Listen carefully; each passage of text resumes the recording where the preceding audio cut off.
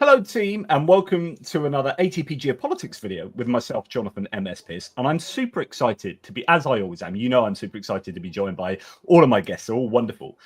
But I've been trying to get hold of someone to speak to regarding Georgia for ages. And I hit Marika up on Twitter, but only on like comment threads that get lost when you've got hundreds of people commenting all over. And then finally I've found a way of contacting Marika, and here it's working. So this is really great, because I am finding that Georgia is a very interesting place in and of itself, of course, but very interesting in terms of what's going on in Ukraine, looking at parallels, looking at how there are connections in terms of what maybe Russia is doing and wants to do to Georgia, with regard to what it has done or wants to do with Ukraine. And so there are interesting parallels. And anyway, I will let Marika Mikiashvili give her an introduction into who she is and what expertise she can bring to this conversation. And obviously we're going to have questions, but we'll take a short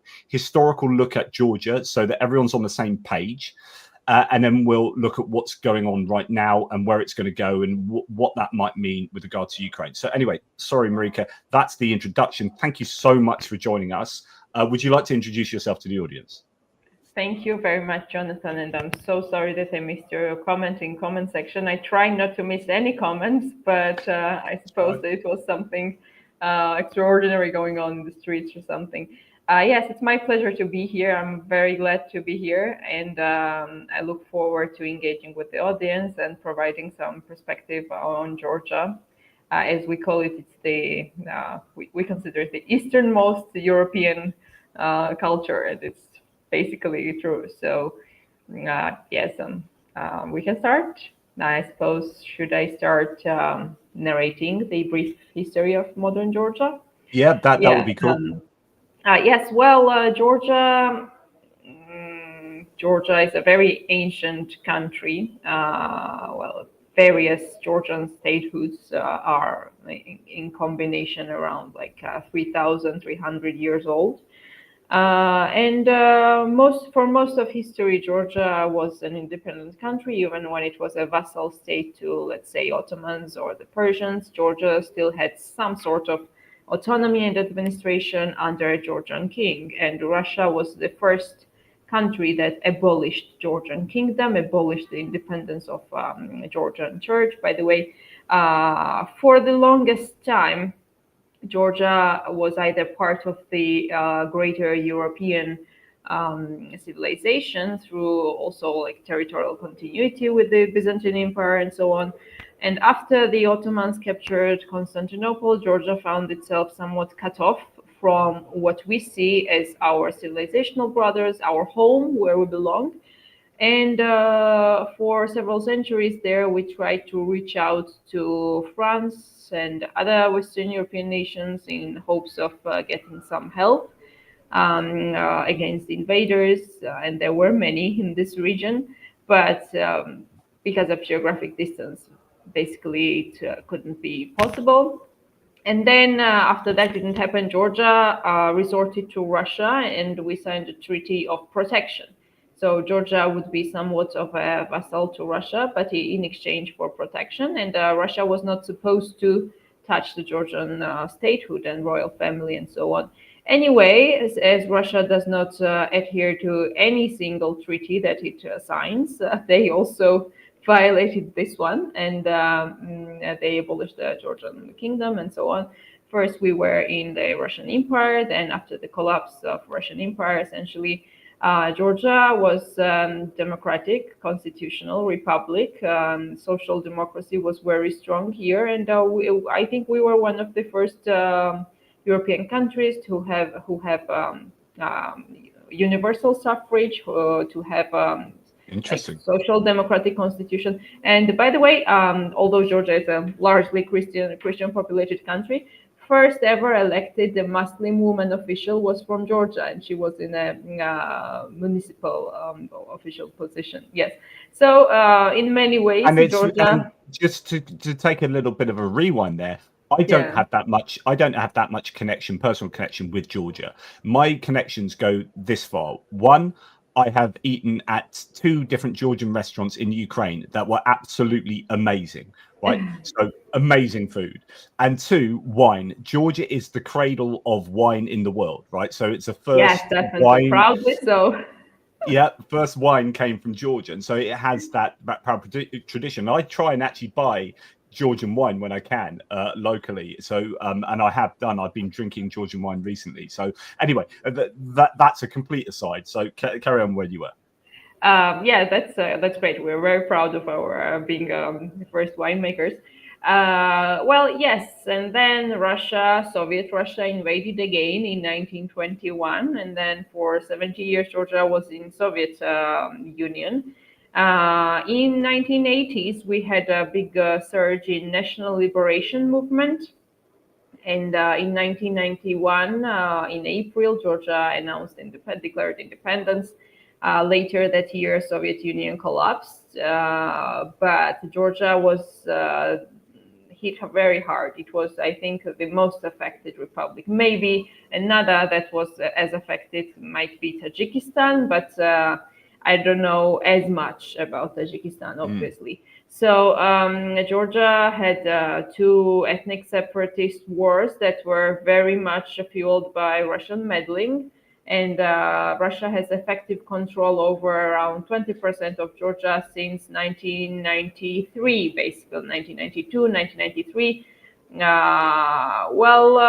Georgia turned westwards under Edward Shevardnadze, who was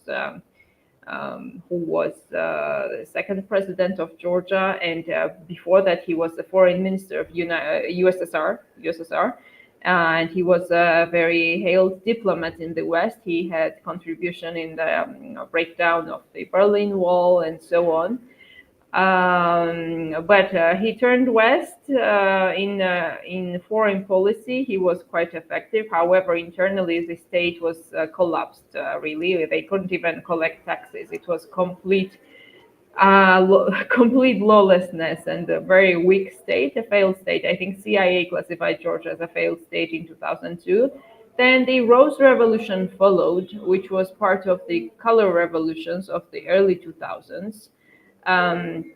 And Georgia was immediately ushered into a period of reforms and building, and it was incredible, really. I myself was a kid growing up right in this Rose Revolution era, and I remember the political discourse, the rhetoric, and all of that. I felt like I was growing up in a super state, and that everything was possible because like Georgia was doing so great, and everyone I'd speak to, like foreigners, I used to love to get in touch with foreigners who also were interested in history and so on.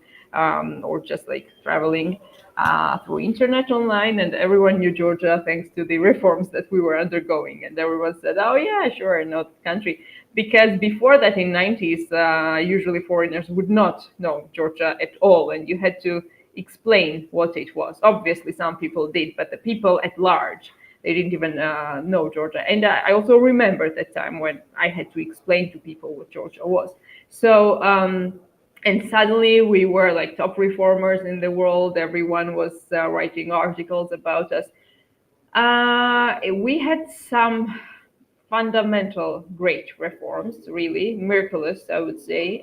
The new government, which was headed by President Mikhail Saakashvili, he fired entire road police overnight and they recruited a completely new one because he said that like it's not feasible to like recruit people step by step because they'll be corrupted anyway by those the old ones that are there. So like just fire everyone overnight. But anyway, Russia, which was very unhappy with Georgia's development and setting a good precedent for post-Soviet states and for Russia itself, precedent of modernization, of democratization, they couldn't allow that. They cannot allow a democratic success story in their neighborhood.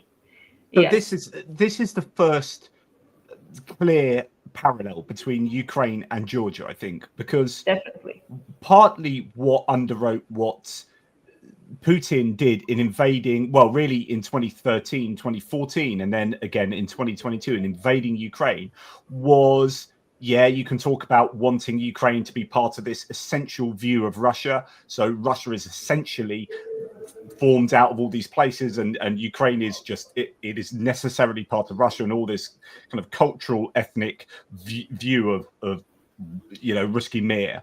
But also it was Putin not wanting his population to look over the fence at Ukraine and seeing that the grass is greener over the other side of the fence, that democracy is actually working where it wasn't really functioning properly in Russia, and therefore that being a temptation for people in Russia to become discontented with the Russian governmental setup, because actually it's functioning as an economy and as a democracy much better over there. And that is actually foreshadowed in Georgia, arguably. So Georgia, we have this situation where on the borders of Russia, you have a country that appears to be going in a much better direction.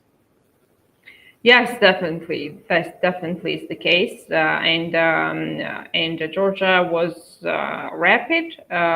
more rapid in reforms than Ukraine back then in 2000s. Also, it was a lot to exploit in Georgia, pre-existing breakaway states, for example. Which Russia essentially had effective control of. Back then, they were there as peacekeepers, but we all know what Russian peacekeepers do. So, and first they put Georgia through economic embargo. They cut off from the gas supplies and energy supplies. They left us without any energy in one of the coldest Januaries in 2006. So we quickly redirected diversified resources through Azerbaijan, briefly also Iran, from what I remember. Anyway, nothing worked for Russia. And Georgia has always been an extremely anti-Kremlin society. So I think people-to-people relations with Russians in Georgia is better than in many Eastern European states. But in terms of anti-Kremlin nationalism, that has been always very strong. And I didn't start narrating Georgian history from very far away, because this drive to be part of Europe, this drive to be acknowledged as a European civilization by others who we were cut off from historically, that is a big drive of Georgian identity. And this is really interesting from a European point of view, and I'm British, so I'm slightly further away from it, literally geographically.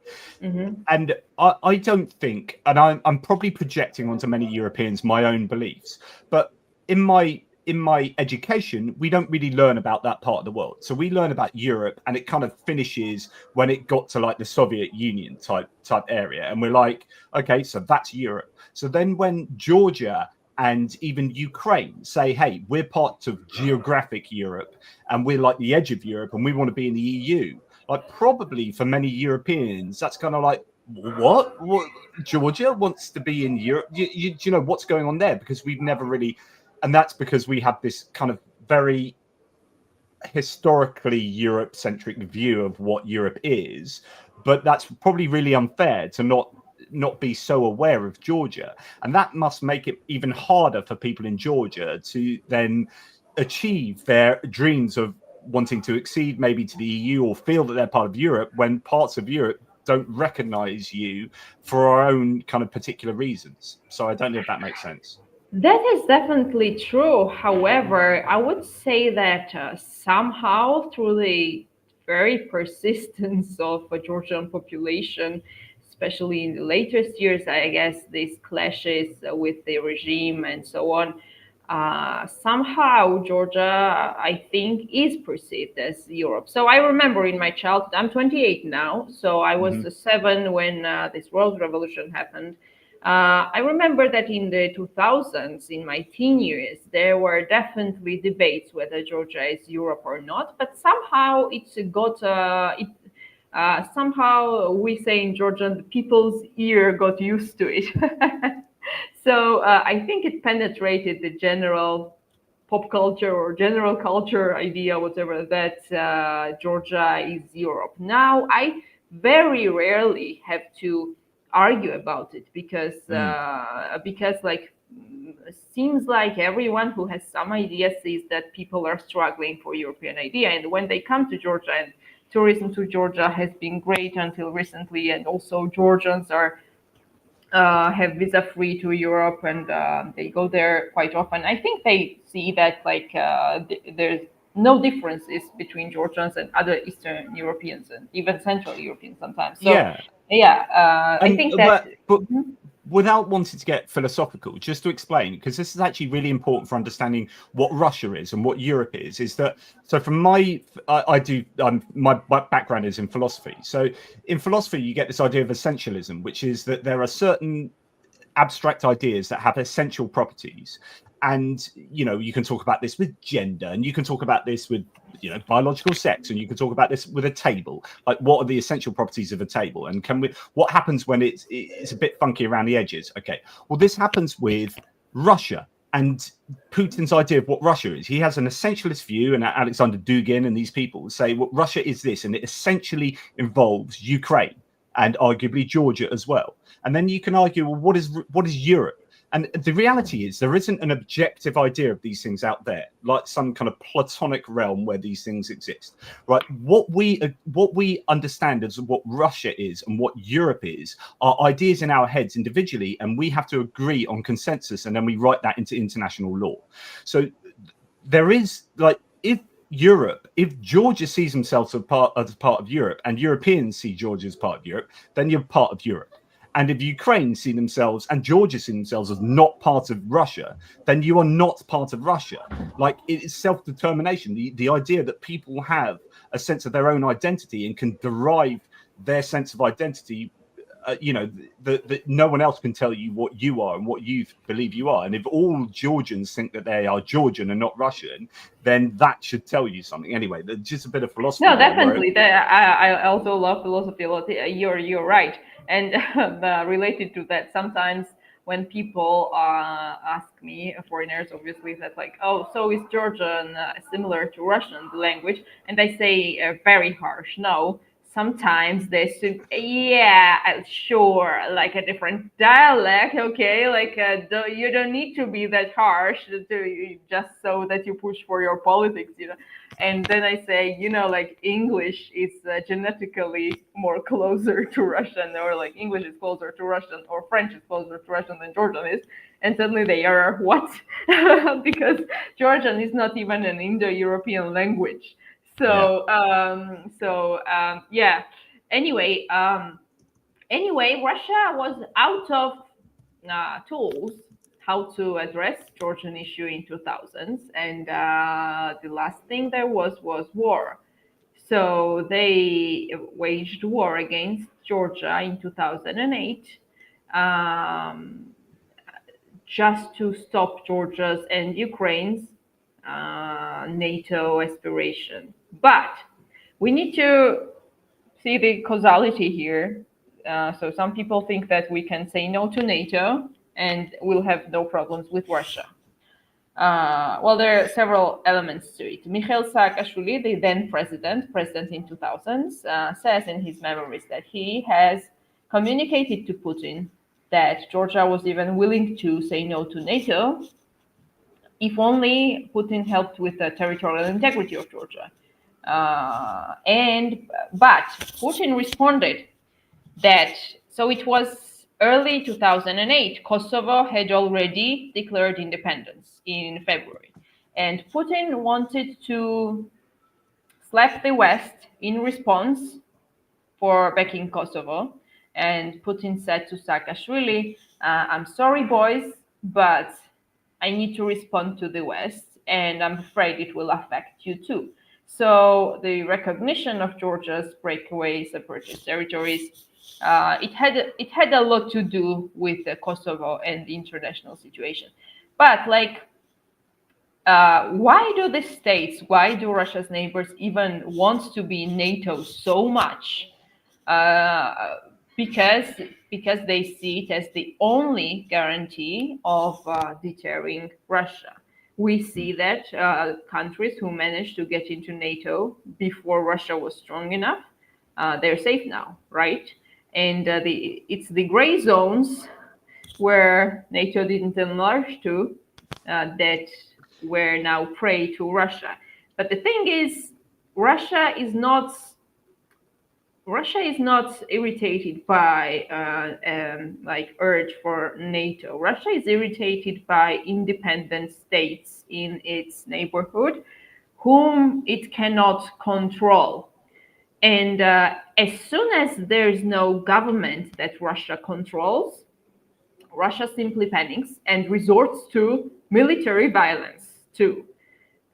Even in case of Armenia, which does not border with Russia, and Armenia was, and on paper still is, Russia's ally, Armenia got militarily punished by Russia in a way, because like when Armenians held territory in Nagorno-Karabakh, which is officially Azerbaijani territory, and Azerbaijan always wanted to reintegrate these territories back, to take the territory back. That is like, yes, of course, every country wants to regain its territorial integrity.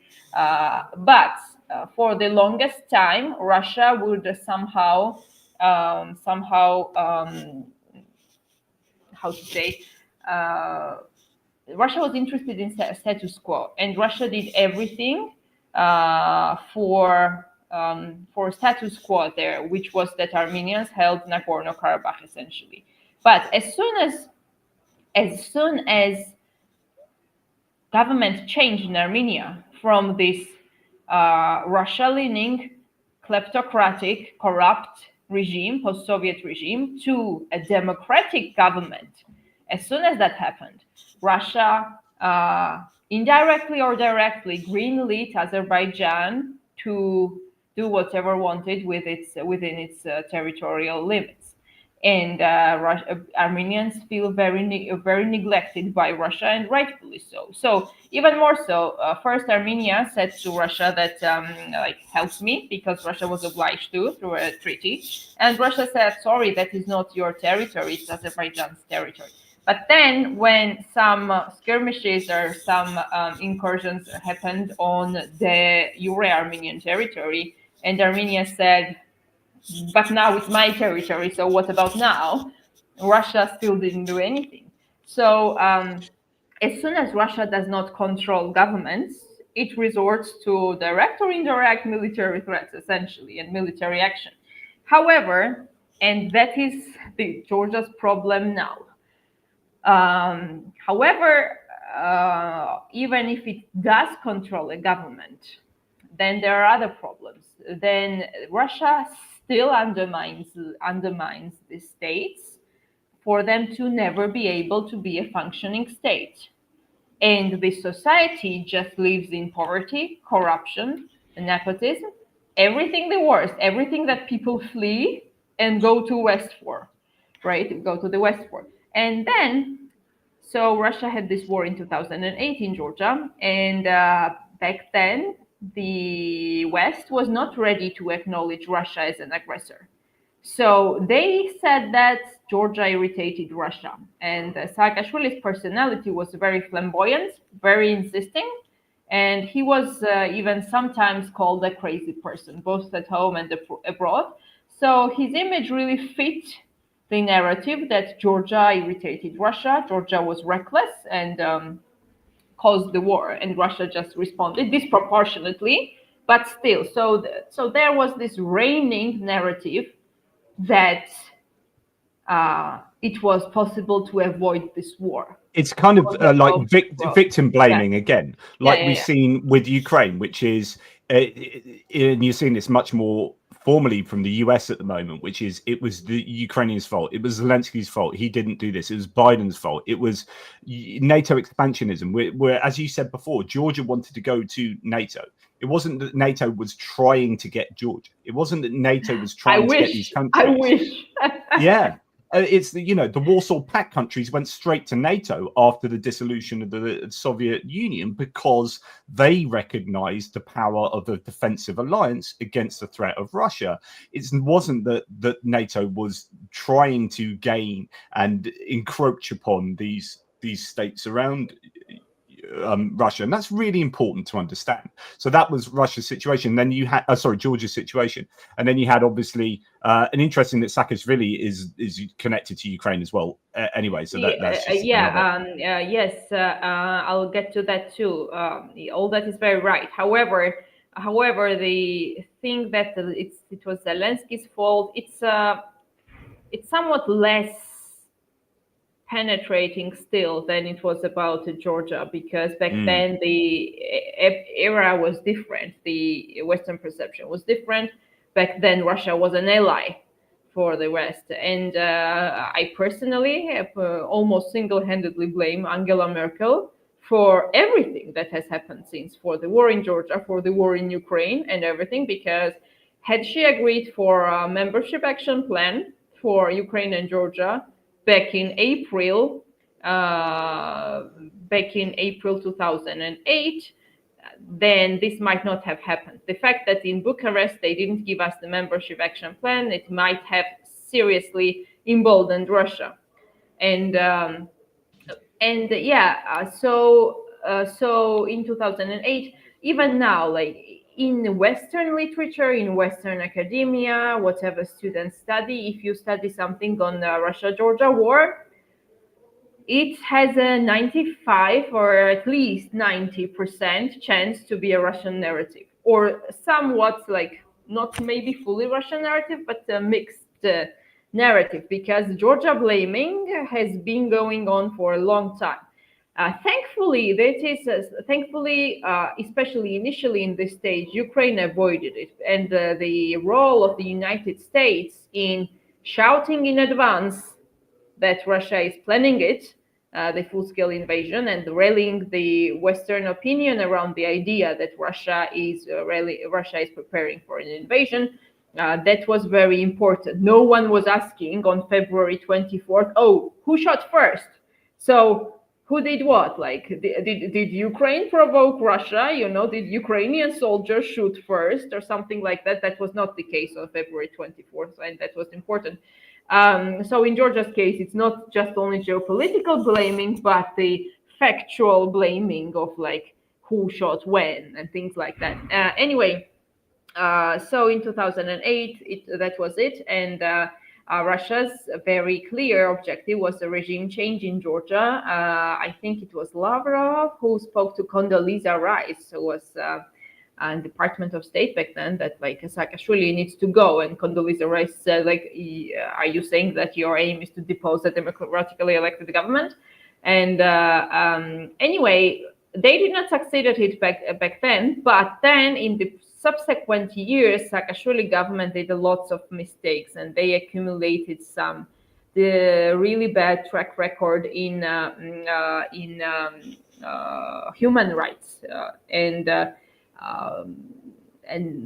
so on. So in 2010, 11, 12, people were quite at large sick of Saakashvili's government. And so the situation was ripe, both at home and abroad, for the government to change.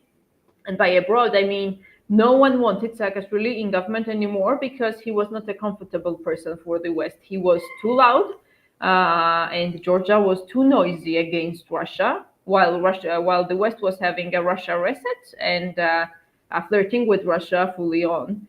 So, like, they didn't want such a noisy government in Georgia, and Georgian people also wanted change to a more democratic and human rights responsible one. So eventually, government was changed in 2012, and that is leading to where we are today. Saakashvili, for better or for worse, or whatever bad he might have done, and there were things that he did bad, but he crafted Georgia from a failed state to a leader in Eastern Europe. And on top of all that, he had red lines. He cared about his legacy. He was an ideational person, still is. I mean, like, he was an ideational ruler. And when his rule came in conflict to Georgia's Western aspirations or Western support, he left. I won't say that he was happy leaving, especially that he knew who he was leaving the country to. He must have been terrified. But he left. He didn't resort to bloodshed and so on. And in 2012, this person who won elections was Russian-made ethnic Georgian oligarch Bidzina Ioanishvili, who is now the dictator in Georgia and has the country in his pockets completely. Yeah. So, I mean, he is now the most important person to understand in where Georgia is at and what's going on. And, you know, he had crafted the Georgia Dream Party, as I understand it, and is the shadowy figure behind, well, he's not that shadowy. He's quite, I mean, he's got that big palace, sort of, not palace, but he's got that big mansion overlooking Tbilisi, does he not? And he is in constant contact with Russia, I believe, and everything that's happening at the moment appears to have his fingerprints all over it. So he is the person who is kind of dictating the future of Georgia, while people who are, you know, former leaders for Georgia are in prison and remaining in prison, and it's all, you know, looking rather dodgy going forwards. I mean, do you want to explain Georgia Dream? Because they started off as a party who were promising a move towards Europe and accession to the EU, and they seem to have been completely compromised. Yeah. Well, there are two theories as to was the Georgian Dream a Russian plan all along? Was Bidzina Ioanishvili a Russian project all along? Or did he just eventually find himself aligned with Russia because he doesn't want to give up power, and European integration means giving up power, because like the reforms he needs to undergo for European integration will force him to lose power in any fair elections. I personally believe it's the first case. So there's no such a thing as a non-Putin aligned Russian oligarch, especially that Ioanishvili was the single biggest individual shareholder of Gazprom. He had individually 1% of Gazprom, which he said that he got rid of to cut off his relations with Russia. Anyway, when he came to power through the Georgian Dream Party, which back then united all sorts of people. So he united very pro-Western opposition and all of that. The Georgia's external orientation was not an issue. So we shouldn't think that people voted for him in a vote for Russia. That is not the case. That is not the case. The very pro-Western middle class families, educated families, also voted for him back then.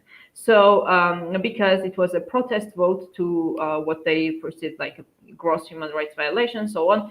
But there was this component, and unfortunately, the brainwashing and Russian propaganda also worked on Georgians, that it was possible to avoid the war. And Ioanishvili promised people to continue with European integration, but also to ameliorate relations with Russia, and to walk the fine line, you know, so best of the both worlds. And the general paradigm of 2010s fit him. So and the West was disengaged. West was happy. The power changed in Georgia. And it was this like agreement that, yeah, okay, like you'll continue with Georgia's European integration, but keep as silent as possible. Yet let's not irritate Russia. Blah blah. Eventually, there was some brief period of amelioration in human rights in judiciary and things like that. So initially, there were some reforms undertaken. However, then by 2016 elections, so in the next election cycle, after 4 years, he already had gotten rid of all his pro-Western alliance partners, whom he didn't need. He needed them for like public faces and credibility first. And just to understand, in 2015, Ivanishvili single-handedly owned assets worth 25% of Georgia's GDP. It is now down to 25. Did I say 25? Yeah. Into 35. Right. So in 2015, he had assets worth 35% of Georgian GDP. Now it is down to 25, but it is insane still. So there were several reasons. I'll be quite brief and precise about this that brought Georgia to where it is today. Ivanishvili's insane resources, and if he has so much money, can you imagine all his networks and like businesses and people? There is no other billionaire in Georgia, no other person who would be very confident in their wealth. So now businesses are like afraid that there will be an overnight crackdown. The judiciary is theirs, the police is theirs, and like they can lose everything overnight. So this, I mean, is this similar to then say Hungary, where actually, interestingly, although they passed all the democratic tests to get into the EU, since doing that, the EU doesn't have a very good mechanism to stop democratic backsliding. So Hungary's changed, affected the judiciary and media. Has it been the same in Georgia, whereby when you got this mafia boss essentially in charge, that you start removing the guardrails, removing the checks and balances, so the media, disinformation, and then you have judiciary on your side, and then before you know it, and as you say, the Tushki or the security services and Tushki and whatnot, when you start having this then overarching control, it is effectively a de facto yes, definitely, and there are several things. So insane resources of Ivanishvili. Then Georgia is a hyper-centralized state. Partially because of the fear of separatism coming from 90s. Municipalities and regions in Georgia don't have even pocket money. They depend completely on state government, like a central government. And for that reason, central government can terrorize anyone. So whoever, and plus Georgia until recently had mixed elections in parliament. So part proportional, part single constituency majoritarian, which is the case in the United Kingdom. And that was a disaster in Georgia and in Hungary. That is how Orban has a majority, constitutional majority. And constitutional majority means that a party can single-handedly amend constitution. So in 2016, the second run of the Georgian Dream government, they won 48% of national votes and the entirety of the parliament. They could single-handedly amend constitution just when they had 48% of national support. That is, so the opposition was not even needed, in the parliament. And that is because of single constituencies, because one of the criticisms of what we call first past the post voting systems in the UK means that you can have 35% of the country voting for a party, and that party gets the majority of MPs in parliament and therefore has the majority power, even though they're only representing 35% of the population. Exactly. It's just that neither Labour nor Conservatives are like gangster post-Soviet mafia entities. It's a bit of a difference there, luckily.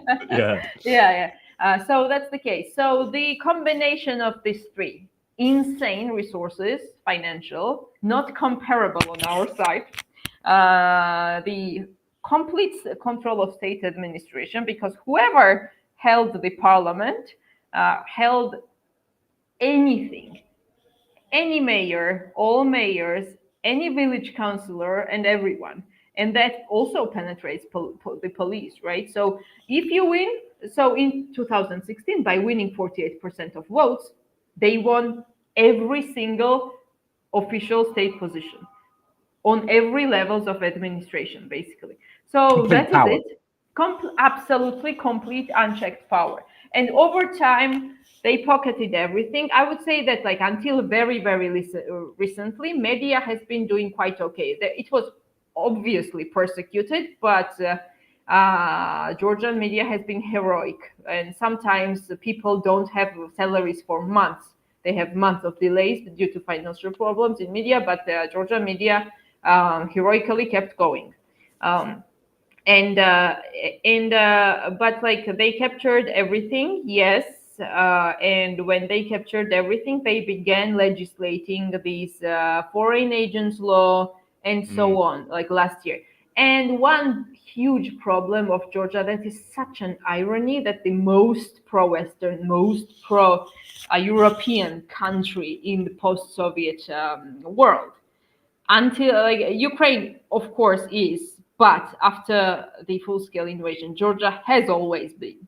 And it's so ironic that we got tricked by our own pro-Europeanness, because for the longest time there was a false assumption of security, false illusion of security, that no government can ever turn Georgia away from European integration. That is not possible. They cannot rule after that because the people are so pro-European.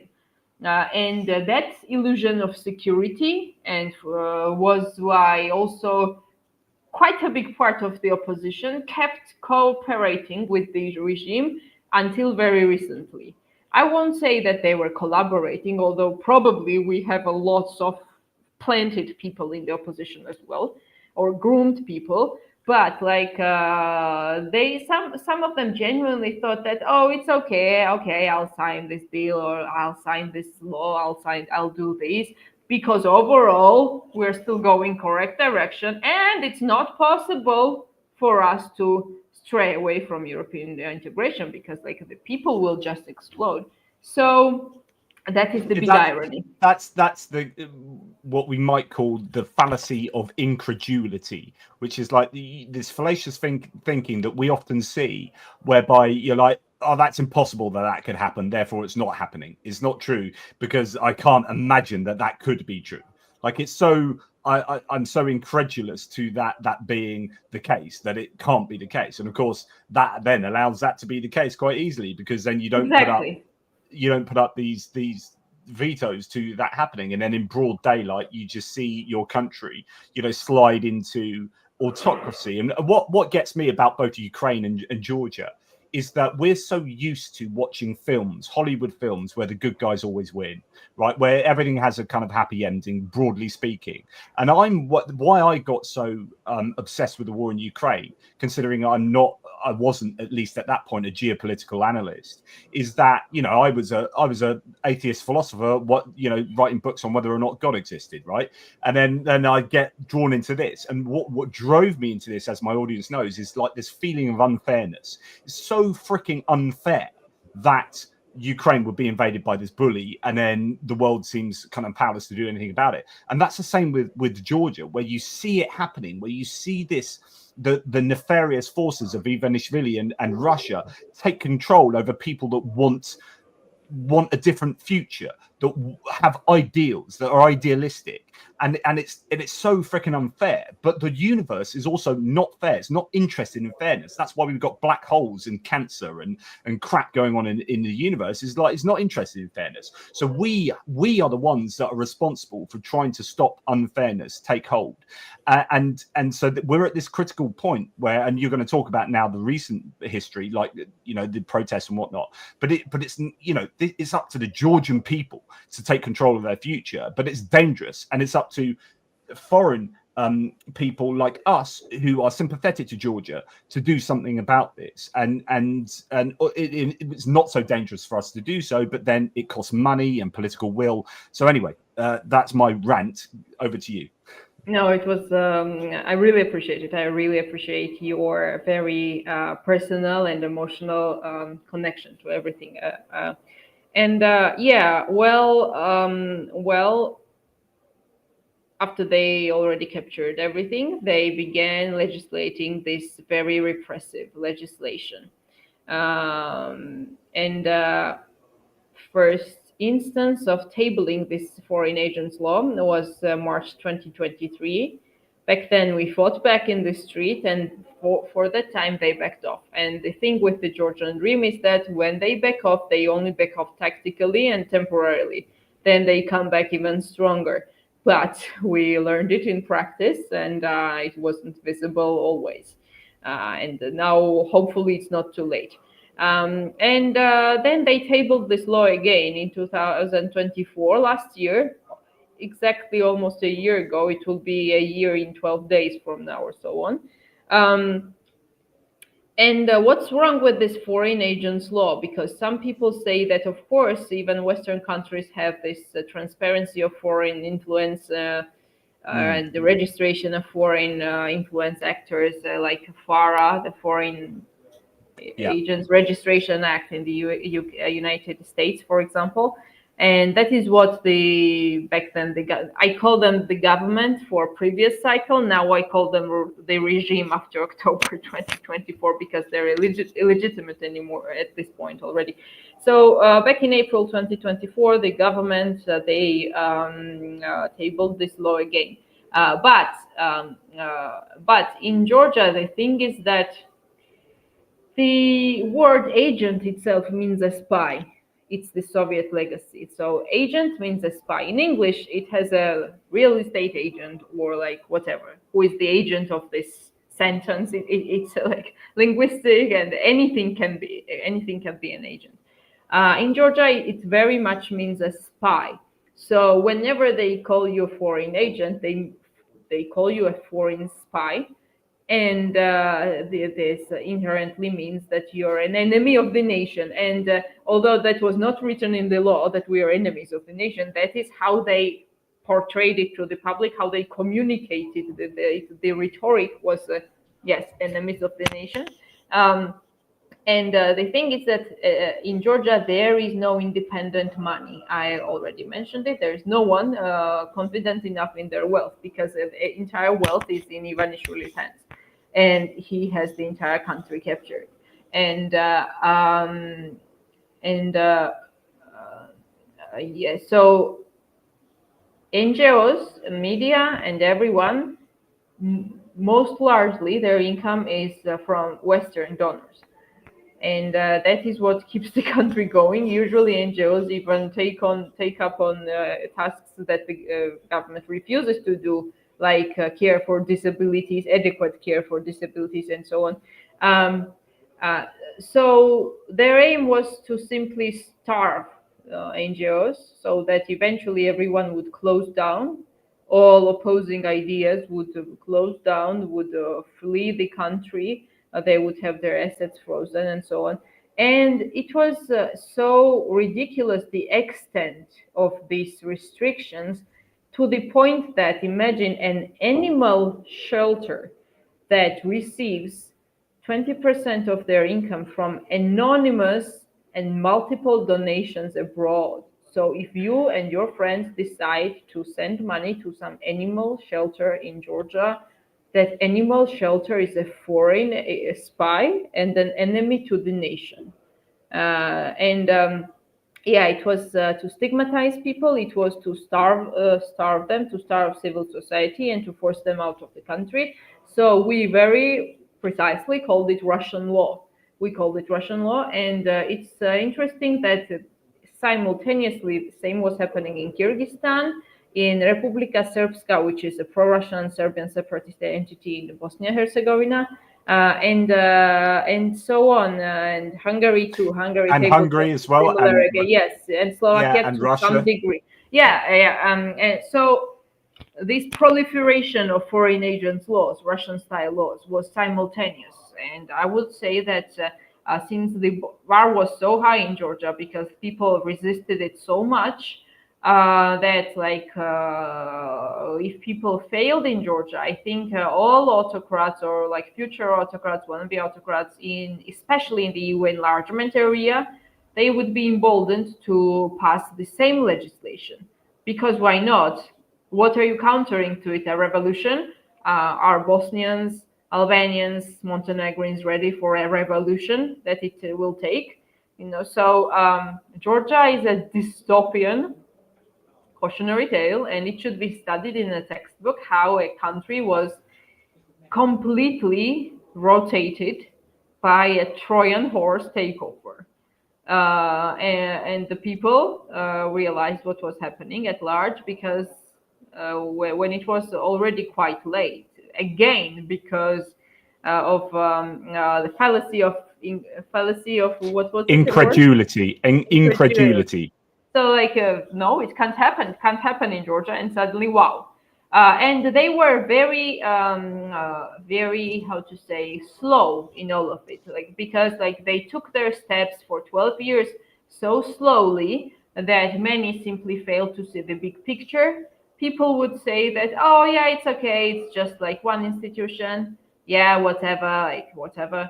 But in the big picture was we got fully captured anyway. And then in 2024. So the demonstrations against the Russian law stopped simply because we reorientated ourselves for elections, which were upcoming in 2024 October.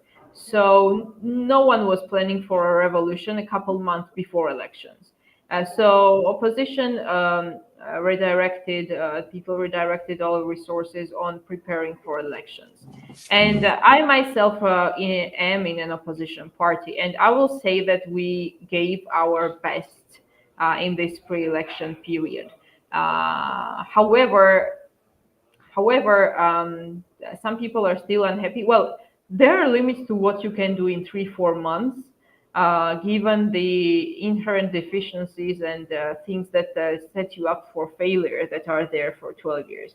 So this is why it's so difficult in countries like Georgia, and I'm worried about Hungary, and it's going to be interesting to see how well the EU are able to monitor what goes on in Hungary right now up until the elections in 2026, because it's going to be relatively easy, especially if you're controlling the information spaces, to start changing things in the electoral to effectively rig elections in a way that's really difficult to monitor and keep a handle on. And I think even though the Fidesz party are now something like 6% down against Peter Magyar in Hungary, I wonder whether they're just going to easily be able to put things in place that will rig the elections so that Orban wins again in 2026. And it must be so difficult for yourself in Georgia to fight against someone that's, when it's so centralized, the power and the money, and you can't accept outside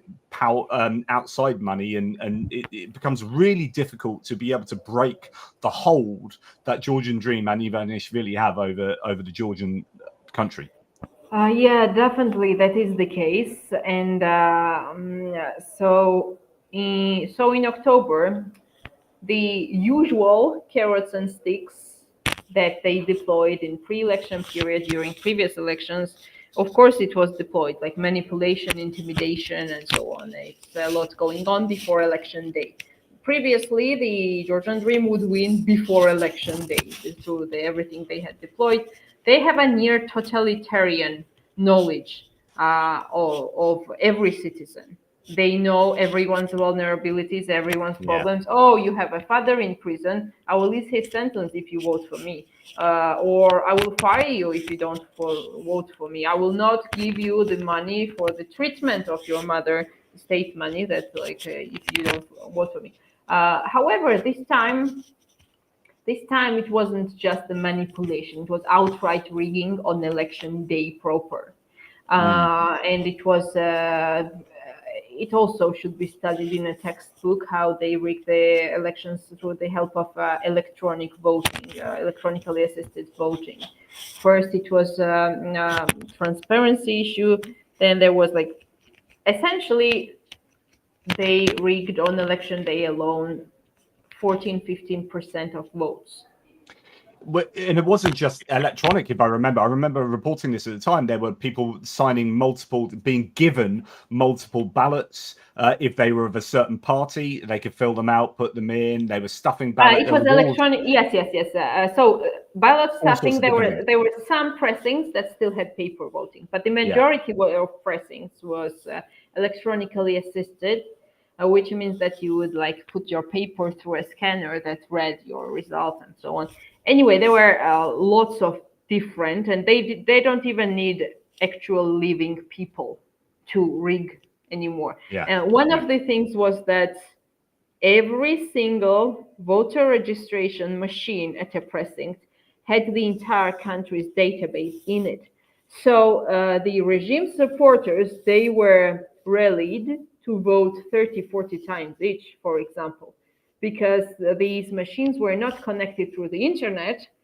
And yes, you are in a voter database, but the machine didn't know that you already voted elsewhere as well. Right. So, and lots of different things. For example, in some precincts, there were more male voters than males registered to vote there. They had more than 100% voting, things like that.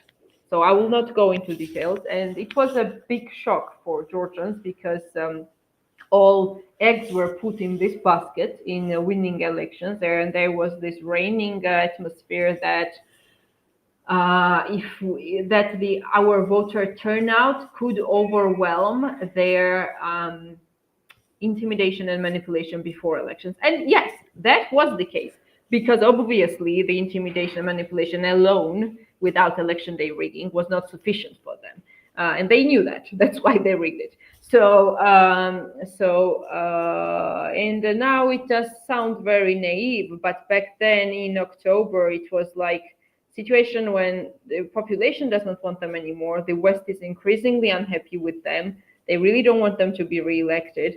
And the Georgian dream does not have the army. They still don't have the army, by the way. The army is very passive in Georgia. Like we don't expect, yes, we don't expect active support from the army. But sorry, interrupting. But the thing is that the army wouldn't come out and start shooting us. That was guaranteed. And we were like, okay, so are they dependent just on the police force? So we allowed the possibility that like they would have to be living through elections, and that was, sorry, your comment.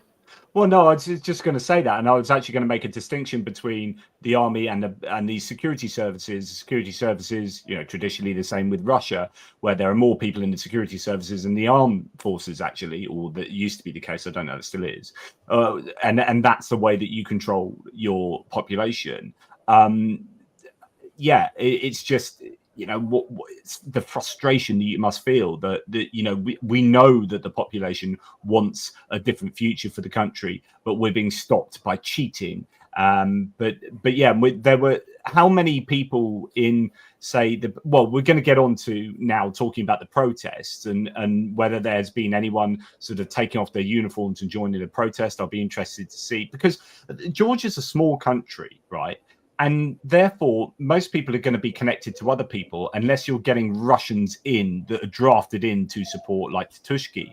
Because when it comes to security forces, you're like, hang on, that's my cousin over there, or that's, we're a small country, and surely they know they're fighting against us, and surely they know that we want the best for the country. So there must be some really interesting dynamics going on that can only really be supported by an influx of Russians, as far as I was speculating. But it'd be interesting. We haven't got yes, exactly. Like that was our logic as well. That's why we allowed the possibility that they would have to be losing elections and conceding defeat, because recruiting Russians would be a big backlash inside security services as well. It's not easy to put a Russian next to a Georgian. Even when a Georgian serves the Russian cause, they don't entirely fully understand they serve the Russian cause. But fighting alongside an actual Russian, it's a different. I mean, of course, the top elite understands they serve Russia. I mean, all the thousands of police forces deployed, they don't necessarily feel as pro-Russian or want Russia. Yeah. But like. Yeah, because I remember seeing a couple of videos. Yes. Sorry, I remember seeing a couple of videos of protesters in the street and Georgian police, security services, and then someone speaking Russian, like one of the guys there speaking Russian caught on camera, and you're like, well, that's not a Georgian. So there you go. But anyway, carry on. So we had some grounds for hopes that they would be conceding defeat, but they are And the pre-election period was quite calm compared to we thought that we would be like beaten up, hospitalized, all of us by election day. And it was calm because they didn't even need these beatings. They were very smoothly rigging it through the technologically assisted voting, whatever. Anyway, for the next month, there were protests, but there was a lot of, how to say, disbelief, depression, and because of unmet expectations, and what really triggered the protest was this announcement that we were halting US session technically until 2028, but everyone understands that they will not be continuing European integration in 2028 or ever. And then we saw absolute Belarus-style torture, mass torture of protesters, which really mirrors the Belarusian style in minivans, breaking into their phones. And the Georgian state security service is officially partnered with Belarusian KGB since 2021. And ever since then, the restrictions are going strong. I mean, and now we are in this, I would say we are in somewhat a stalemate situation with the regime because yes, I mean, they are not collapsing. But on the other hand, also, they are desperate to end the protest because the continuity of the protest does not allow them to pretend business as usual, both at home and abroad. The sectors of economy, they're not recovering from the stagnation effect. They are, for example, real estate, they say that a month more or something, and they will start crushing. And real estate is a big part of Georgian economy and corruption in Georgia. And also the Western attention. So the continuity itself is quite remarkable. It's very remarkable, I would say. There have been lots of stereotypes about Georgians, that Georgians cannot protest without leaders, Georgians cannot protest in winter, Georgians get tired easily and go home. So all of these stereotypes have been broken now, and we are very resilient in what they give to us. In terms of torture didn't work on us, fear didn't work on us, excessive fines against protesters. It's insane how much they fine protesters.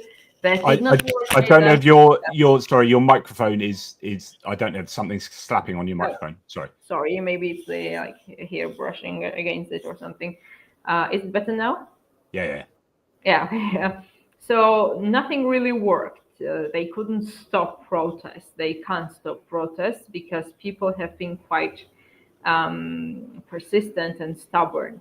But it's a stalemate because at the same time, like we need a more vision, strategy, grand strategy in what we are doing, and I think it would be a great opportunity for the opposition to say that we're not taking part in October local elections unless you give us the parliamentary free and fair elections, which we are asking for, which is our request.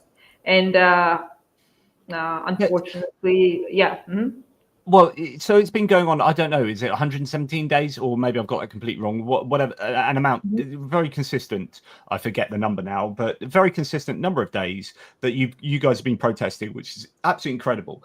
I was worried that the protests would be quite transient because the success of Euromaidan was in Ukraine back in 2013, 14, it was that, you know, they took up the central part of Kiev and they camped there, and then it gathered and had this huge momentum. But actually, I say momentum, but it was actually quite a stationary thing that was there. Is it the case that most protesters, you know, you protest and you go home and you come back, and that's been going on very consistently, but there's no kind of like, you almost want, so with protests, you want maximum disruption. It's why people like, it's this funny thing in the UK, whenever we have strikes, like say teachers go on strike, And then people complain. It's like, but this is really disrupting our lives. And it's like, that's literally the point of strikes. So strikes need to disrupt as much as possible. And you get this weird situation where people are like, oh, we want to go on strike, but we don't want to disrupt things as much as possible. Well, then you're not going to get things achieved. Like a strike needs to stop the country from functioning in some way. So a protest needs to stop the country from functioning. It needs to really hurt the Georgian economy. Like, and that's counterintuitive because these are the people who are the Georgian economy. So Georgian people need to almost hurt themselves as a nation in order to get the government to change. There yes, yes. Mm-hmm. And so I'm wondering, like, again, it goes back to, okay, what are our goals? How are we going to achieve that? I was wondering where are you at with regard to how much this is hurting Georgia and how close you are to the Georgian Dream ruling party actually taking any measures or changing? Well, I'll just start from saying that actually Georgian Dream is one of those regimes which will pretend that everything is absolutely great until the minute they just disappear. So I think we can't fully know what is going on there. They will pretend they're in fine health, but yeah, I think these protests are damaging the Georgian economy and the viability of the regime in the long term, because again, the big large sectors of the economy are just simply not recovering, because people, they're not making big decisions because no one knows what their tomorrow will look like, whether they live in this country anymore or not. The investors are not coming, and there are sanctions. But the problem is that there are not enough sanctions. There are not fast enough sanctions. And the UK has a very big role in it. They can impose great sanctions because a lot of brains of the Bidzina's money and his propaganda money is in the UK jurisdiction. Really? So yeah, definitely. The UK is aware of that, and I hope that there will be some decisions soon, but let's see. But nevertheless, it's been like now, I don't know, what has it been, 5 months since the elections and for sanction talks and so on. He already had this elite already are, since it's so protracted, the sanctions, they already probably have enough time to redirect their assets, to reorientate Georgia's economy eastwards to China, for example, which they love very much. They're not just pro-Russian regime, they're also pro-Chinese and pro-Iranian and Islamic regime. And so whatever sanctions will come and whatever isolation there will be more, it will have less effect. It should have been immediate, but unfortunately for Georgia, the entire world order is like recrafting itself right now when we need it the most. We need the rules-based, or like at least some existing functioning order right now. So so their big hope was that Trump will come to power and like he will embrace us. Trump has not embraced Georgian Dream, but now with everything going on, people are confused. Businesses who were thinking of defecting now are like, just like no one has time for us, and Trump is not arming Ukraine to victory, and whatever, like who knows? Maybe GD is right. That's such a fascinating observation, because like I'm not a Trump fan, right? And everyone knows that. But actually, I think I've got some good objective arguments that Trump is just damaging the world. At least, like the status. Some people get angry about status quos. But actually, sometimes status quos, like when we've got kind of law and order, and we've got the sense that the US is going to at least stand up. You got USAID funding. You've got this. You've got that. You've got fighting autocracies around the world, and we kind of took that for granted. And in the Biden era, you would have had some, if that had continued with, I don't know, Kamala Harris or whatever, you could probably assume that the US would be putting sanctions in place, that the US Treasury Department would be working on behalf of democracy in Georgia. But now, as you say, we're living in this completely different world where it's a bit upside down, and Donald Trump and his administration couldn't give one rat's shit about democracy around the world.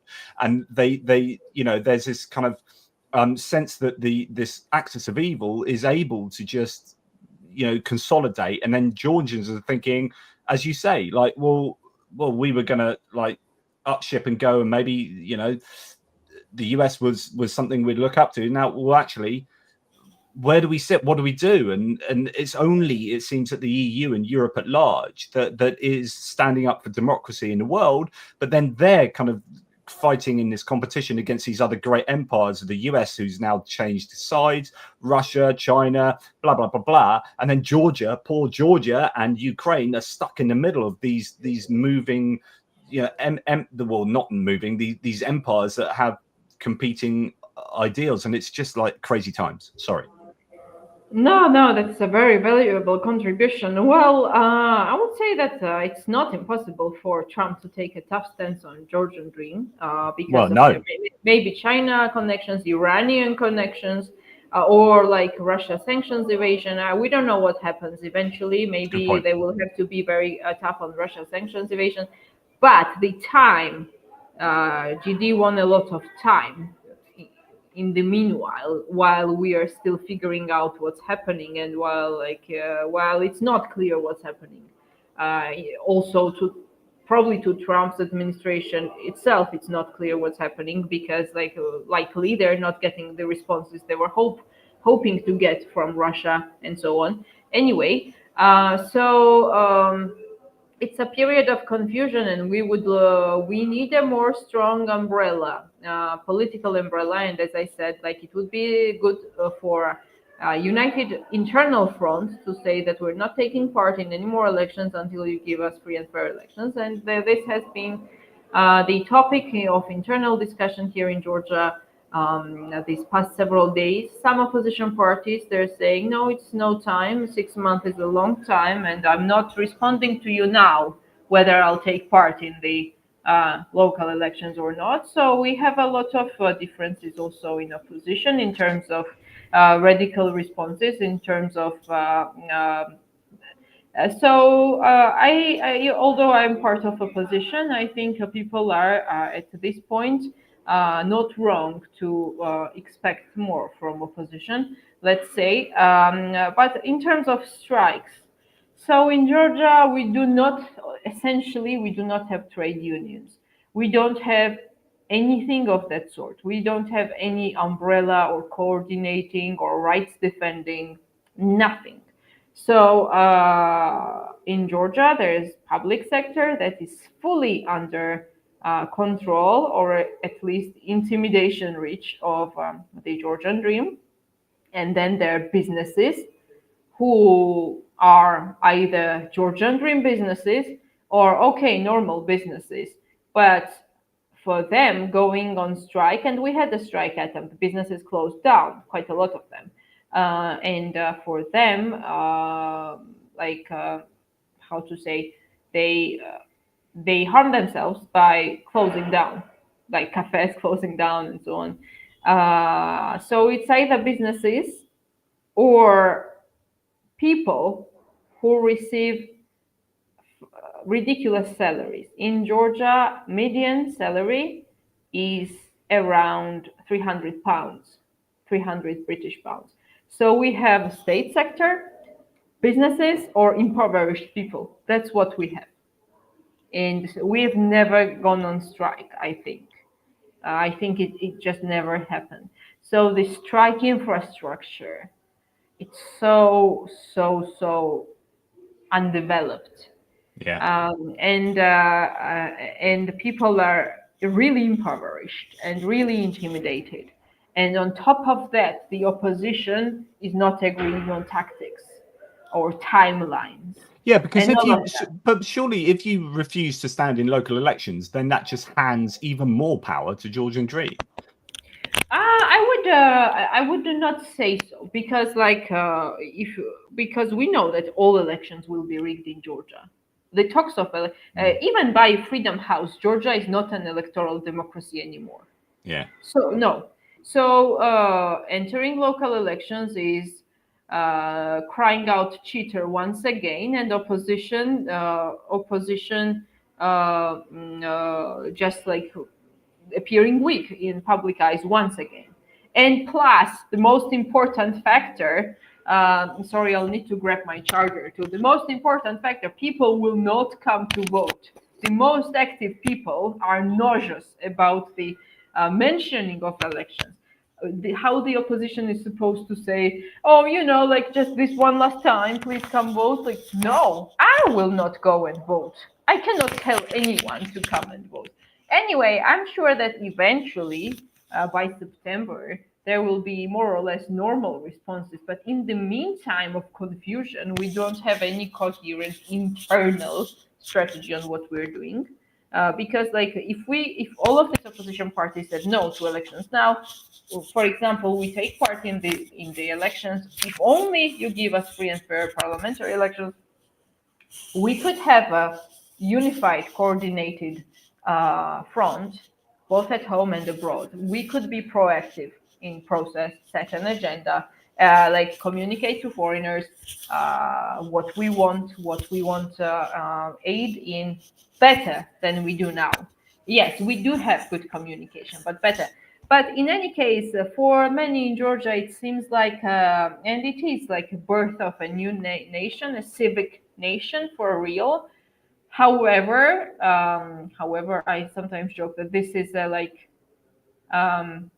protracted labor stopped in the middle. Like some sort of a pause in the middle. It stopped, and you are like, it's not going anywhere, but you have to go through with this labor. And okay, and also, so yeah.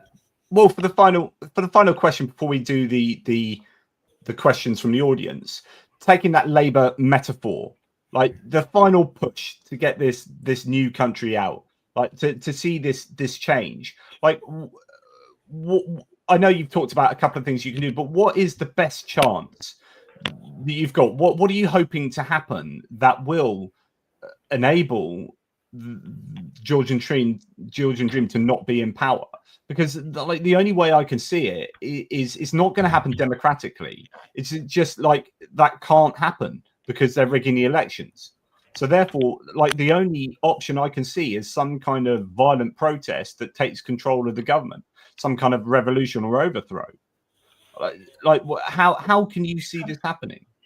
Especially if Europe and the US aren't going to come together and put such maximum pressure on the government such that they would capitulate. Yes, that's a very, very relevant, all of those observations. Essentially, well, one thing I must definitely mention, and I forgot to mention it, it's not a direct response, but I feel like I should cover it. Their mantra has been that they're defending peace in Georgia, that if opposition comes to power, there will be war.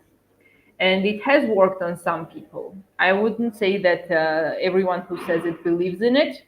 Some probably do it for a comfortable mask, like a morality masking, to face the opponents. But still, and the policemen there, those who crack down on us, they really hate us. They've been ideologically brainwashed. We are the warmongering LGBTs, and then they say, so you will like mess with this country, and then you will cause war, and I'll have to fight it. You will run to your west and like have your gay marriage in your west, and then I will be the one who will have to fight Russia. And so like they use this war narrative really well. And with the war trauma, all of that, well, even in Hungary and other countries, war narrative works, and especially so in Georgia in a way, right? So and then they have this if there's a revolution, there will be war. And you can't even mention the word revolution. Anyway, they learned their Maidan lessons really well. Ivanishvili, the dictator, he said a year ago that he will not be neither Shevardnadze, who was overthrown in 2003 through Rose Revolution, the color revolution in Georgia, nor Yanukovych. So he said that I will not be Yanukovych. Well, of course he would say that. But I think that also means that, like here, and we see in practice that they are not, how to say, overdoing with excess of violence. Of course, it was excessive. They tortured people in hundreds. But in Maidan, it was people were kidnapped and killed and found dead in And snipers and all sorts. snipers. They're not doing that. No one has died in Georgia. No one has died in Georgia. And yeah, I think if it got that violent, the regime would already have been overthrown simply because it would just get out of hand. The streets would get completely out of hand. But it has not come to that. And now that's a clever way. That's a clever way of Georgian Dream managing that. Then, because if they push too hard against the population, then the population will rise up more readily. And so, if you just push back hard enough, but still keep it going, then it's playing the long game. A bit like Putin. People get bored, and they lose the ability to actually come out. They lose the money to be able to come out and not work and come out and protest, and then it just dissipates and evaporates. Exactly, that is their plan. I think the people have been surprisingly persistent. From their perspective, nothing has worked yet to quell the protests. However, we need something, right? And that something should be a strong political umbrella of non-cooperation, of course. Like, even if yes, the West. The sanctions have a disproportionately strong potential outcome in Georgia because Georgia is still not a consolidated dictatorship yet, like Belarus. So you can like stop the consolidation through targeted sanctions against regime businessmen. You can cause disruption and collapse there. You can cause chaos among this elite. You can cause defections and things like that. It's sad that we rely on the Western decision-making that much, but that is the case.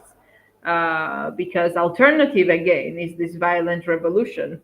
And I wouldn't say that anyone wants that. If the regime itself brings people to that and leaves no choice, then yeah, but again, they haven't killed anyone.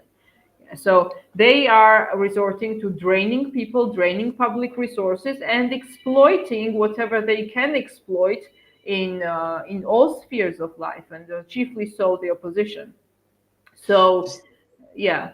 It seems like for me, it's a frustrating status quo where they're just it's attritional. It's degrading the Georgian people's desire potentially to protest against the Georgian Dream, but therefore it's still amazing that there is still this consistent protest. Yeah, the attrition can be two-sided. We actually don't know that well what's happening in the Georgian Dream side. It's visible. It's visible that they're not recovering, and like the fact that they are not having business as usual, neither at home nor abroad. But it's something like they're hollowed out, right? But they're not collapsing, and we need something stronger to collapse. But there's also lots of different factors in spontaneity. We don't know what will happen in the streets, or like by chance, or some new decision crazy decision that they come up with. It's just frustrating that to some degree, at least, we need to rely on their stupidity.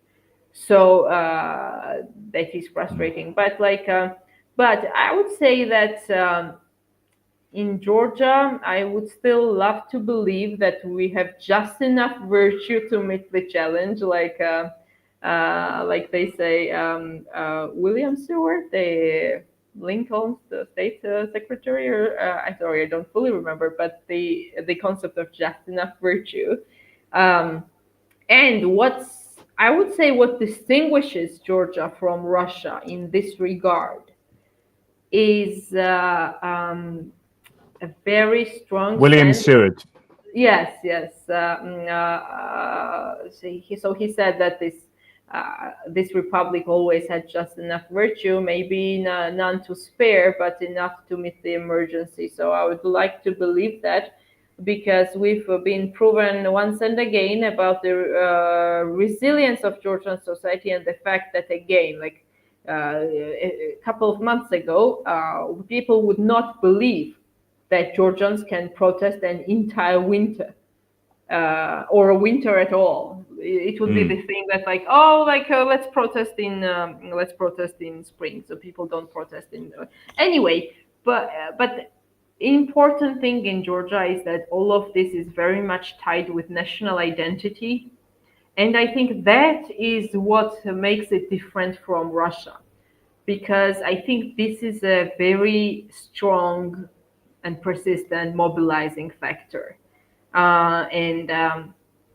Honestly, I think speaking, when you've got smaller nations like Georgia, like geographically smaller than, say, the Russian Federation is a federation for a start, and there are lots of different ethnicities and cultures within the Russian Federation, and Georgia is, although there are different elements within Georgia, I guess it's easier to rally around a flag, rally around an identity, and rally around a sense of who you want to be, more so than in Russia, to a degree. I would say that yes, but also it's not simply about more homogeneity, but also because of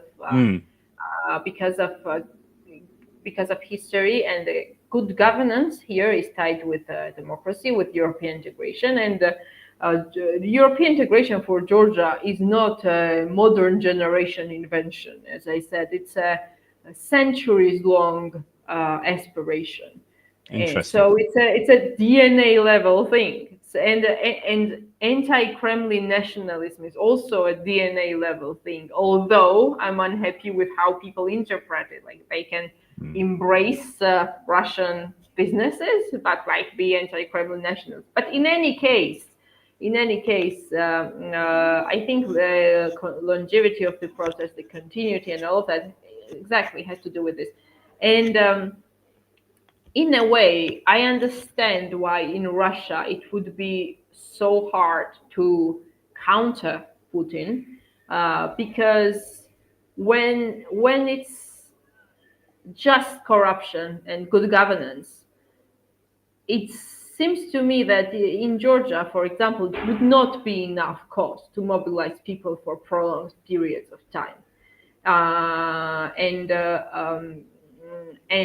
Again, the longevity and continuity here is because of national identity issues. And in Russia, quite the opposite. Russia has never been democratic. Russia thinks that like it needs to have a revenge against the West, and that is a very well narrated thing in Russia.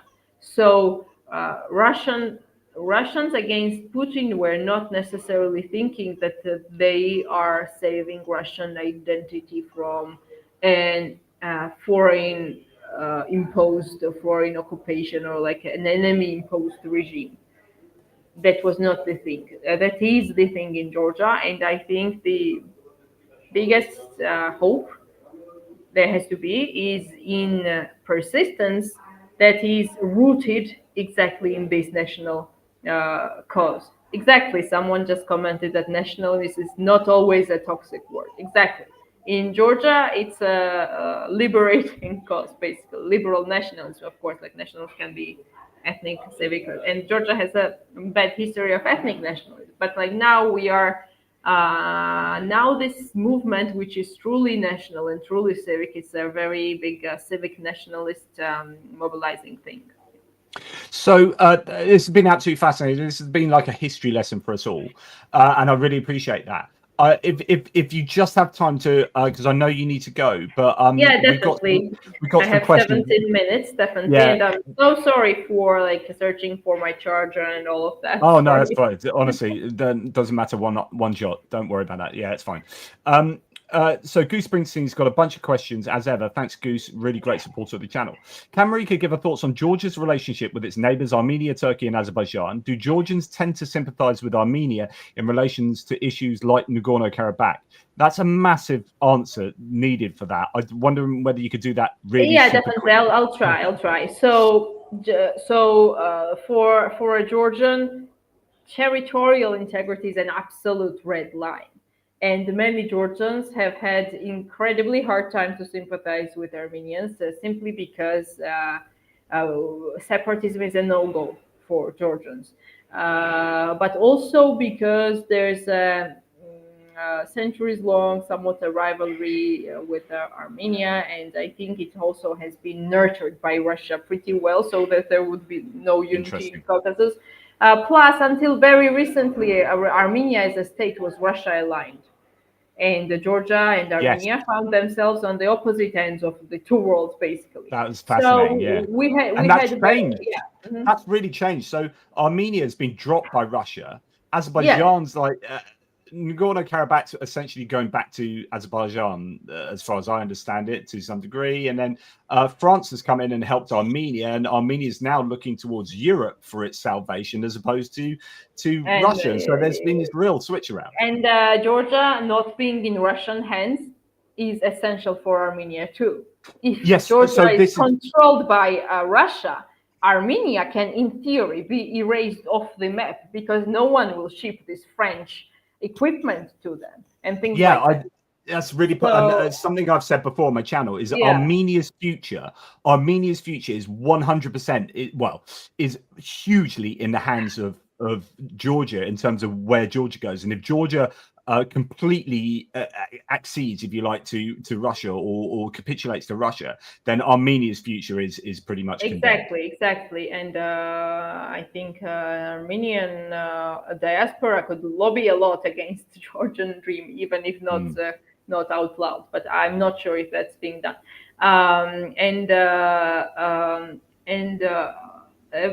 Georgia has had a strategic partnership, definitely, with Turkey and Azerbaijan. Now, there are people who are concerned with status of democracy in Azerbaijan, and for many it wasn't pretty, to say the least, to see the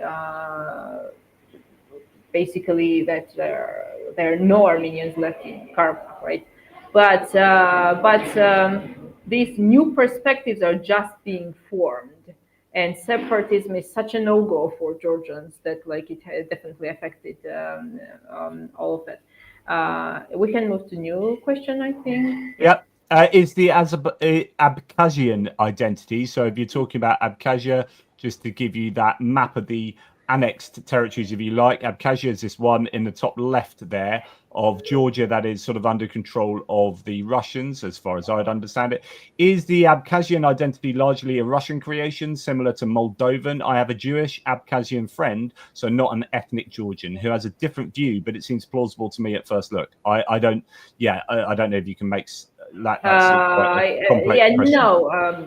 No. Abkhazian identity is definitely not a Russian creation. They have a language of their own, a culture of their own. It's a very difficult language too. However,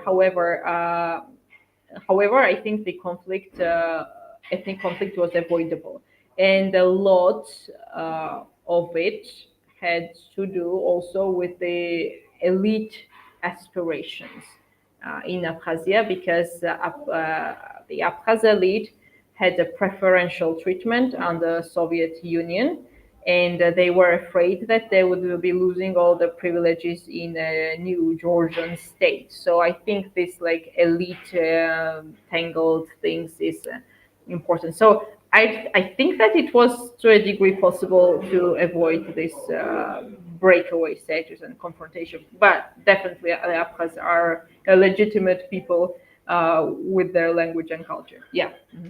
Okay, and next one from Goose. How was the Georgian diaspora in Russia weaponized against Georgian attempts at geopolitical autonomy? So are they used against you guys, or is it different? I've heard elsewhere that Russia exerts a large influence through them, including organized crime. Honestly, in terms of organized crime, I'm sure that, in 2006, Russia just expelled Georgians. Quite a few thousands of Georgians. It was one of the ways how they were punishing Georgia for democratization, modernization. Back then, it was essentially ethnic cleansing of Georgians. I wouldn't say that currently diaspora is a big issue. Not least so probably because like they already have the governance in Georgia. Like they don't need to infiltrate Georgia in any other means.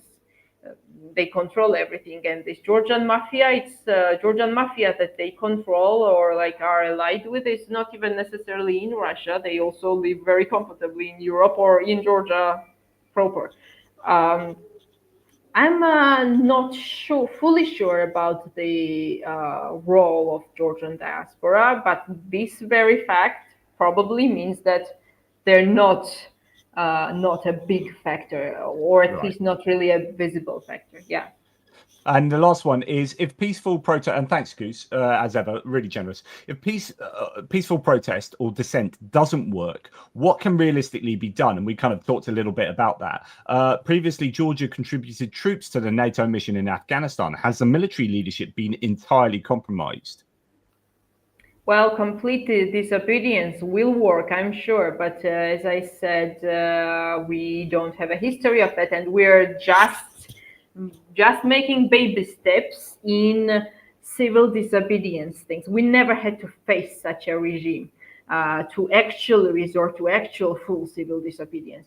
We're just making baby steps. It's a matter of whether we'll do it and learn it fast enough and on time enough so that the hundreds of thousands of Georgians don't emigrate in the meantime, and we're not left drained of brains and I don't know, like fresh blood, you know.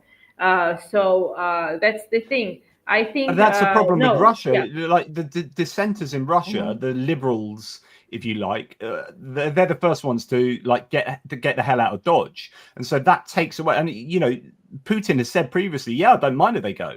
Effectively, I don't mind if they go. I don't want them here because if they're here, they're causing me trouble. So the same with Georgia. If the people who are most kind of dismayed with the Georgian government, if they get up, up sticks and leave the country, then you've lost a lot of the people who are going to be resistant to Georgian dream. Exactly, and we are only 3.7 million population. So on. As for the military leadership, yeah, I don't think military leadership is reliable, dependable in any sense.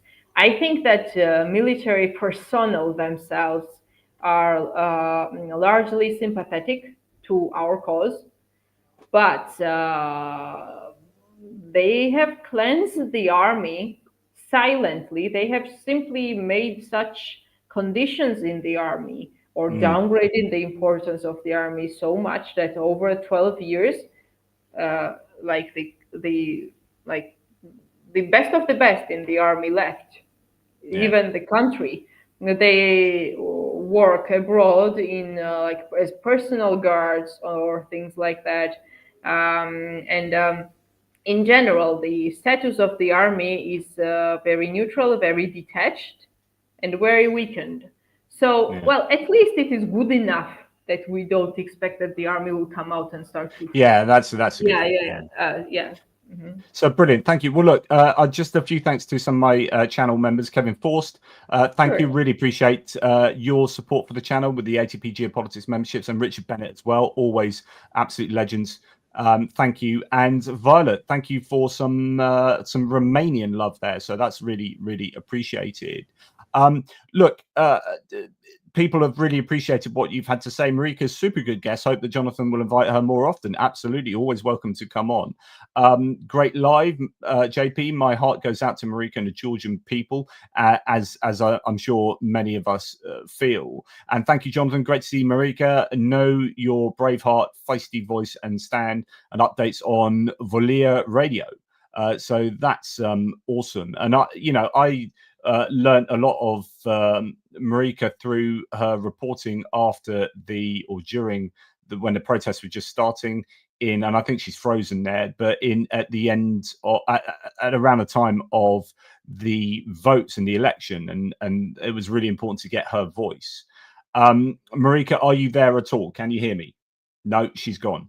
I think her phone must have run out of battery. What a shame, because I was just about to ask her to introduce herself. She did all of that and hadn't introduced herself formally to us. But as her bio says on her Twitter handle, she's a member of the opposition party, foreign affairs, a lecturer, a PhD student, CE Europe and Central Asia governance, talking about hybrid threats and identity, etc., etc., and a University of St Andrews alumna. Went to University of St Andrews, so that's absolutely fantastic.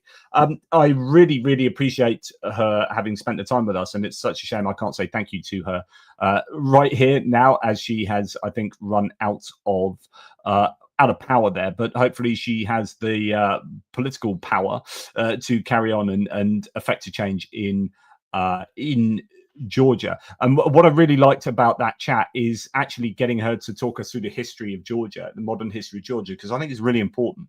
You know, we all, I know very little about many areas around the world, and I profess to knowing very little. Oh, here she is. She's back. This is fantastic. So sorry.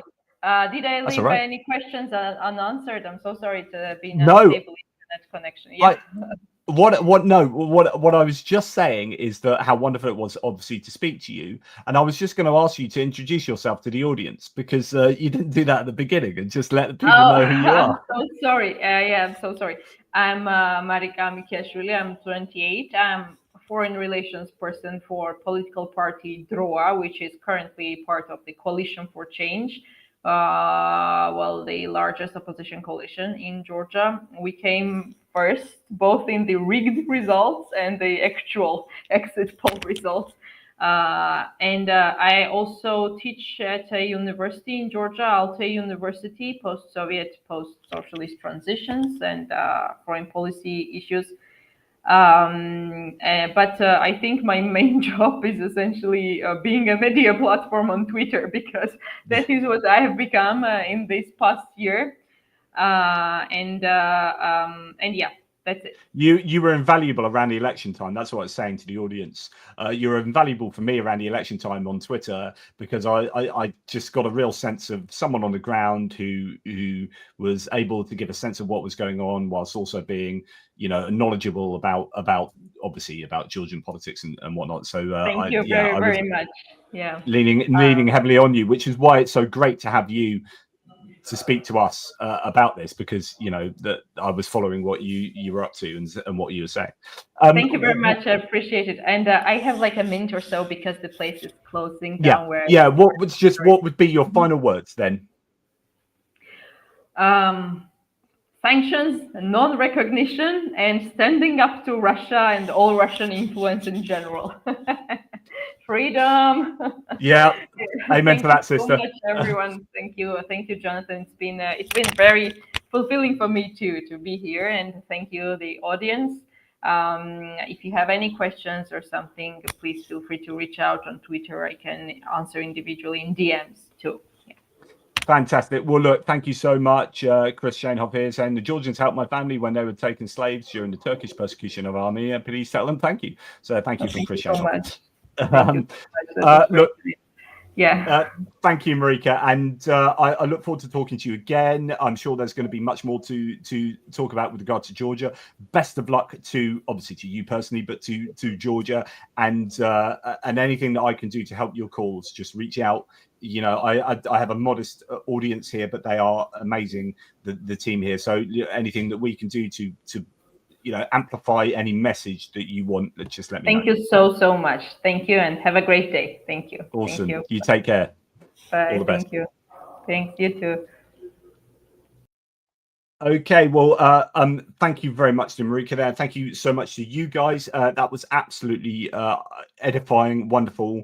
As I was saying, like, to understand the history that leads up to this point, I think, you know, we take for granted that people come from all sorts of different walks of life on these streams, and you know, most of us won't have known that history of Georgia, or had forgotten it. And so to get that lesson and that reminder really puts us in a better place in understanding Georgia, and therefore understanding the region at large, and actually understanding Ukraine even a little bit more. So hopefully that was as good for you guys as it was for me personally. Thank you for your support, Goose Springsteen, absolute legend. Thank you to you, and also all the others like Richard Bennett and Violet and indeed Kevin Forst, as ever. So take care, everybody, and I will speak to you soon. I don't know if I have time to do any more videos today, but I do want to. I've got a whole American politics one stacked up ready to talk about, and obviously all the rest of what I would normally talk about today.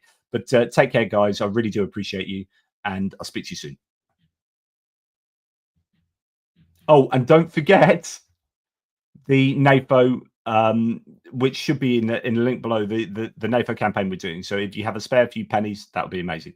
And I really am going now. Take care.